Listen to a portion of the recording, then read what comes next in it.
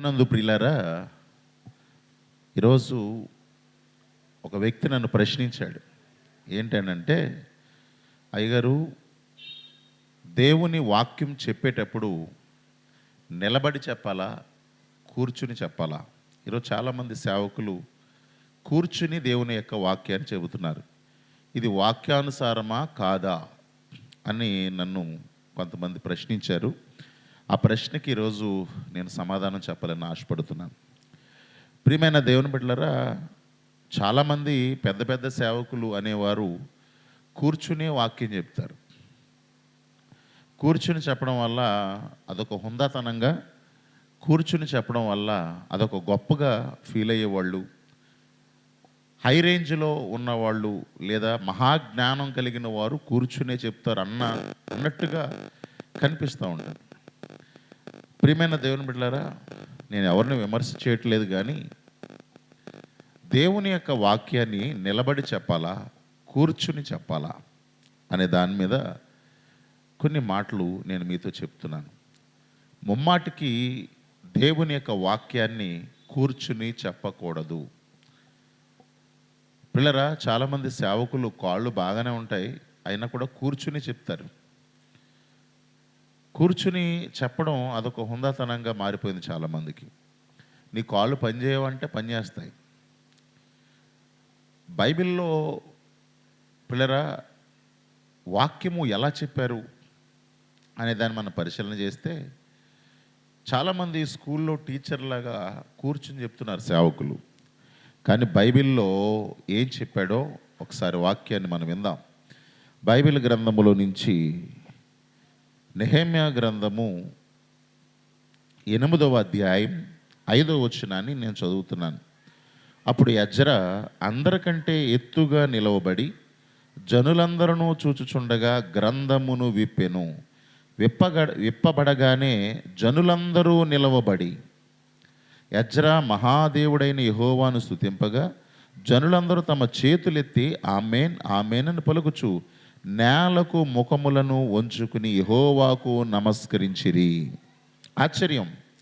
ఇక్కడ ఎజ్రా గ్రంథాన్ని విప్పగానే, అనగా ధర్మశాస్త్ర గ్రంథాన్ని విప్పగానే, బైబిల్ గ్రంథాన్ని విప్పగానే ఏం జరిగింది తెలుసా? జనులందరూ నిలవబడ్డారట. ఎజ్రా కూడా నిలవబడ్డాడు. ఇది మర్యాద, దేవుని వాక్యానికి ఇచ్చే మర్యాద. వాక్యం దేవుడై ఉన్నాడు. దేవుని ముందు నువ్వు నిలబడాలి తప్ప కూర్చోకూడదు. మీరంటారు కదా, వాక్యం దేవుడై ఉన్నాడని. వాక్యానికి మొట్టమొదటిగా వాక్యం చెప్పేవాడు మర్యాద ఇవ్వాలి.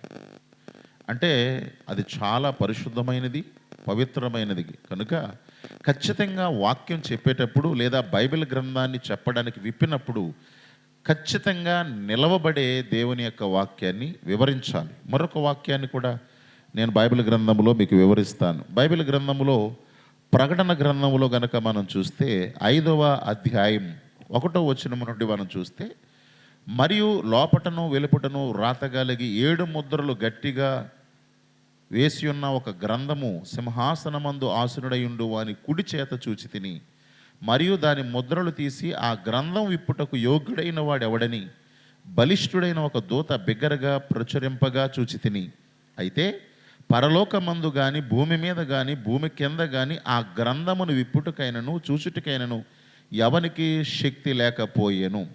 ఆ గ్రంథం ఇప్పుటకైనను చూచుటకైనను యోగ్యుడు ఎవడైనను కనబడనందున నేను బహుగా ఏడ్చుచుండగా ఆ పెద్దలలో ఒకడు, ఏడవకము, ఇదిగో దావీదునకు చిగురైన యోధా గోత్రపు సింహం ఆ 7 ముద్రలను తీసి ఆ గ్రంథమును విప్పుటకై జయము పొందనని నాతో చెప్పాను. మరియు సింహాసనమునకును ఆ 4 జీవులకును పెద్దలకును మధ్యను వధింపబడి ఉన్నట్లుగా గొర్రె పిల్ల నిలిచి ఉండుట చూచాను. అంటే ఆ గ్రంథం ఎప్పుడైతే ఎప్పబడిందో సాక్షాత్తు యేసుక్రీస్తే నిలవబడ్డాడు.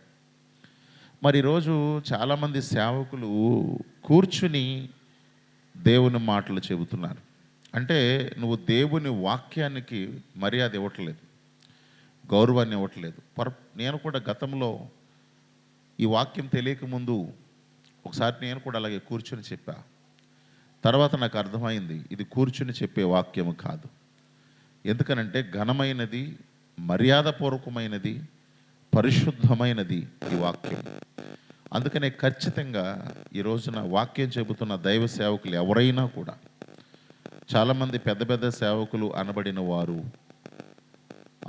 యూట్యూబ్లో బాగా ఫేమస్ అయిన వాళ్ళు కూర్చునే దేవుని మాటలు చెబుతున్నారు. ఇలా చెప్పడం వాక్యానుసారమైంది కాదు. ఖచ్చితంగా నిలవబడే దేవుని యొక్క వాక్యాన్ని చెప్పాలి. యజ్రా గ్రంథాన్ని విప్పగానే జనులందరూ నిలవబడ్డారట. అంటే వాక్యానికి వారు మర్యాద ఇచ్చారు, గ్రంథానికి మర్యాద ఇచ్చారు. ఈరోజు పరిశుద్ధ గ్రంథానికి నువ్వు మర్యాద ఇవ్వకపోతే అది వాక్యానుసారమైనది కాదు. కాబట్టి ఈరోజు వాక్యం వింటున్న ప్రజలారా, దయచేసి గమనించండి. దైవ సేవకులు ఎవరైనా సరే, ఎంతటి పెద్దవారైనా సరే, ఎంతటి అనుభవ జ్ఞానులైనా సరే, దేవుని యొక్క వాక్యాన్ని ఖచ్చితంగా నిలవబడి మాత్రమే వాక్యాన్ని చెప్పాలి. దేవుడు ఈ మాటలను దీవించి ఆశీర్వదించును గాక. ఆమేన్, ఆమేన్.